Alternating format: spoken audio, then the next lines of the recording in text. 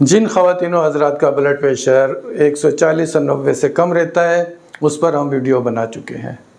आज हम बात करेंगे उन ख़वातीनों हज़रात की जिनका ब्लड प्रेशर 140 और 90 हो गया है या इससे ज़्यादा है और उनकी उम्र भी 40 साल से ज़्यादा है। क्योंकि 40 साल से कम अगर ब्लड प्रेशर आ जाता है तो फिर उसकी कोई वजह होती है, कोई सेकेंडरी वजह होती है। या तो उनका वज़न ज़्यादा होता है या उनको कोई ट्यूमर होगा किडनी के ऊपर जिसे कहते हैं सुप्रारीनल ग्लैंड। उस ट्यूमर से हार्मोन निकलता है एड्रेनलिन, वो ज़्यादा मिकदार में निकलता है तो ब्लड प्रेशर हाई हो जाता है। ओवरवेट हो गए तो ब्लड प्रेशर हाई हो गया है। थायराइड की बीमारी है उससे ब्लड प्रेशर बढ़ जाता है। ख़वातीन में जो है वो प्रेगनेंसी हो जाती है उससे ब्लड प्रेशर बढ़ जाता है। किसी को किडनी डिजीज़ होती है तो उससे ब्लड प्रेशर बढ़ जाता है।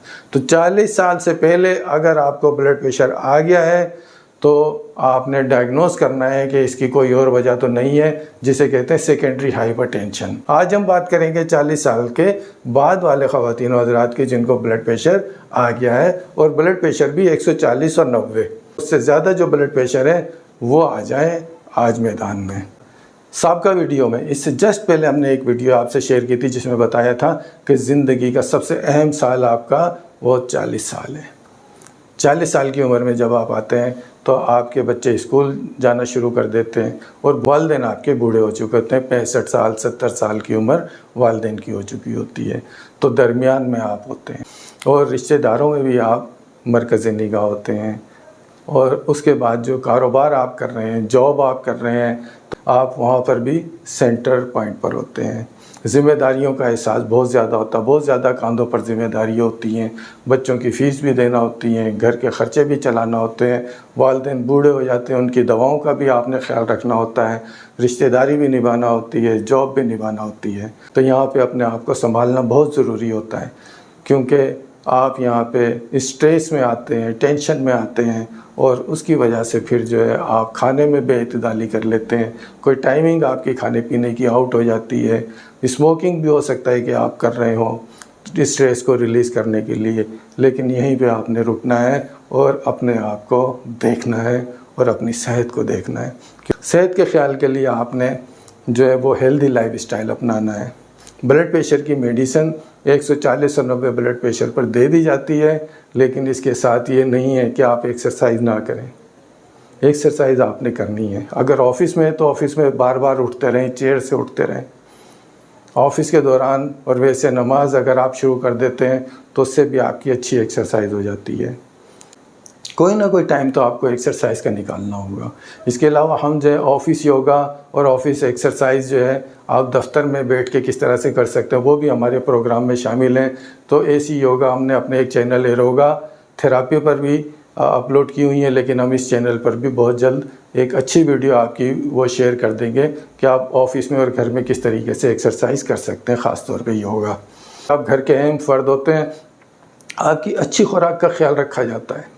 सबसे अच्छी खुराक आपको दी जाती है। अच्छे पराठे तल के दिए जाएंगे तो कोई रोक टोक नहीं होती है। होटलिंग भी करें, लेट भी आए तो कोई रोकने वाला नहीं।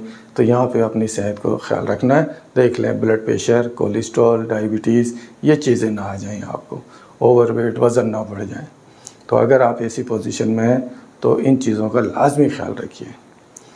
तो मेडिसिन बाद में, लाइफस्टाइल चेंज पहले, खुराक पहले, स्मोकिंग वगैरह नो। तो अब मेडिसिन की बारी आती है। तो मेडिसिन आपका डॉक्टर आपको तजवीज़ करके देगा। इनफरादी तौर पे मेडिसिन दी जाती है चेक करने के बाद। ये जो ऑनलाइन ट्रीटमेंट होता है इन चीज़ों का, इसमें कुछ चीज़ें रह जाती हैं। हम मुकम्मल चेकअप करने के बाद भी मेडिसिन देते हैं तो पता लगता है कि यार कोई चीज़ रह गई है, कोई कमी रह गई है। मेडिसिन के साइड इफ़ेक्ट थोड़े आ सकते हैं। किसी से खांसी हो सकती है, किसी से पाँव में सूजन आ सकती है, कि दिल की धड़कन तेज़ हो सकती है, दिल की धड़कन कम हो सकती है। तो जो साइड इफ़ेक्ट आते हैं उन साइड इफ़ेक्ट को भी डॉक्टर से डिस्कस करें तो मेडिसिन की एडजस्टमेंट आपकी कर देगा। इसके अलावा कुछ पेशेंट ये कहते हैं कि डॉक्टर साहब जब मेरा ब्लड प्रेशर बढ़ता है तो मैं दवा ले लेता हूँ, वैसे नहीं लेता मैं। और भाई कैसे पता चल जाता है ब्लड प्रेशर बढ़ता है? और डॉक्टर साहब मेरा सर भारी होता है, गर्दन भारी हो जाती है, दर्द होता है तो मैं मेडिसिन ले लेता हूँ। कितना बढ़ जाता है? तो ऐसा किसी किताब में नहीं लिखा, कोई गाइडलाइन नहीं है। कोई डॉक्टर ये नहीं कहेगा कि जब ब्लड प्रेशर बढ़े तो मेडिसिन ले ले वरना छोड़ दें। ब्लड प्रेशर की मेडिसिन आपको कंटिन्यू लेना होती है।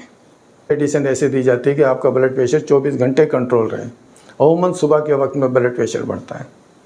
अब सुबह 5 बजे 6 बजे, क्योंकि अक्सर जो है फालिज के अटैक, हार्ट अटैक जो है वो सुबह के वक्त में ज़्यादा होते हैं। उस वक्त जिस्म में ऐसी तब्दीलियाँ सोते हुए रूनुमा होती हैं, ऐसे हार्मोन और ऐसे एंजाइम रिलीज़ होते हैं जिससे ब्लड प्रेशर बढ़ जाता है, जिसे सर्केडियन रिदम भी कहते हैं। इसका जिक्र हम अपनी नींद वाली वीडियो में कर चुके हैं, लेकिन इस पर फिर हम एक वीडियो अलहदा से शेयर कर लेंगे जिसमें बताएंगे कि सुबह के वक्त ब्लड प्रेशर क्यों बढ़ता है। तो ब्लड प्रेशर सुबह के वक्त आप कोई दूसरा चेक कर नहीं सकता। आप कैसे चेक कराएं कि आपका सुबह के वक्त ब्लड प्रेशर बढ़ रहा है या नहीं? तो दिन के मुख्तलिफ औकात में अपना ब्लड प्रेशर चेक करें। ब्लड प्रेशर चेक करने के लिए जो है ये डिजिटल जो ब्लड प्रेशर का आला ये मार्केट में अवेलेबल है।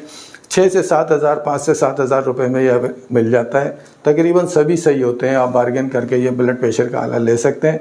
जब इसे रखें तो इसके सेल निकाल के रखें, सेल लगाएं, ब्लड प्रेशर चेक करें। ब्लड प्रेशर चेक करने के लिए आपने कंफर्टेबल जोन में आना होता है। स्ट्रेस नहीं, बिल्कुल बैठ जाएं, रिलैक्स होके कफ को लपेटें, एक बटन दबाएं, ब्लड प्रेशर आ जाएगा। हो सकता है कि पहली रीडिंग आपकी ज़्यादा है तो दूसरी रीडिंग रिलैक्स होकर ले लीजिए, वो कम आ जाएगी। तो जो ज़्यादा आई है उसे हटा दें, जो कम आई है उसे रख लें कि ये ब्लड प्रेशर मेरा है। एक सवाल यह आया था कि इसमें कि ब्लड प्रेशर जो है वो दाएं कफ पे लेना चाहिए, बाएं हाथ पे लेना चाहिए। तो दोनों पे ही ले लें, कभी दाएं पर ले लें, कभी बाएं पर ले लें। तो अब ये आएगा कि हम कंसिडर किसे करें, दाएं वाले को, बाएं वाले को, लो वाले को, हाई वाले को। मिसाल के तौर पे राइट वाले में कम आया, लेफ़्ट वाले में ज़्यादा आया, तो आप कंसीडर किसे करें? जी, जो ज़्यादा है उसे लेंगे ताकि उसका ट्रीटमेंट जारी रखा जाए। ये वीडियो इसीलिए बनाई गई है कि आप में आगाही आ जाए, अवेयरनेस आ जाए, आप अपने आप को भी देख सकें। 40 पे अपने आप को नहीं देखते, या वालिदैन को, या बच्चों को, रिश्तेदारों को, जॉब को, हर चीज़ देखते हैं, घर को देखते हैं, घर की मेंटेनेंस को देखते हैं, किराए पे तो किराया देखते हैं, बिजली के बिल सब देखते हैं, अपने आप को नहीं देखते। अपने आप को भी देखें। ये बदन होगा, सेहत अच्छी होगी तो आगे ज़िंदगी गुजरेगी। आप भी 60, 70, 80, 90 अबूर करेंगे। नेक्स्ट वीडियो हमारी जो है वो टाइफाइड पर आएगी, क्योंकि 8 मई से लेके 25 मई तक 2024 के गवर्नमेंट सिंध की जानिब से वैक्सीन का अमल शुरू किया जा रहा है। तो खुदा रहा आप लाजमी वो वैक्सीन लगाइए। पिछले 3-4 साल पहले भी इसी तरीके से वैक्सीन का सिलसिला शुरू किया था सिंध गवर्नमेंट ने, लेकिन कुछ लोगों ने नहीं लगवाई। जिन्होंने नहीं लगवाई, यकीन कीजिए उनके बच्चों का ट्रीटमेंट करना, डायग्नोज करना इंतहाई मुश्किल हो गया था। First generation, second generation, third generation medicine fail हो चुकी हैं सेफलोस्पोरिन की, कि वो टाइफाइड को ठीक कर रही हूँ। आज से 40 साल पहले तो, 30 साल पहले तो सेप्ट्रान से भी टाइफाइड ठीक हो जाता था, एमोक्सिल से भी ठीक हो जाता था। क्लोरोमाइसिटिन ड्रग ऑफ चॉइस थी टाइफाइड की, 2 रुपये का कैप्सूल। ये सब मेडिसिन से रेजिस्टेंस हो गई, ये सब मेडिसिन बेकार हो गई टाइफाइड के आगे। 4th जनरेशन और एक एजिथ्रोमाइसिन बची है। तो टाइफाइड की वैक्सीन लाजमी लगवाइएगा अपने बच्चों को। उस वक्त के लिए आपसे इजाज़त चाहता हूँ। अल्लाह हाफिज़।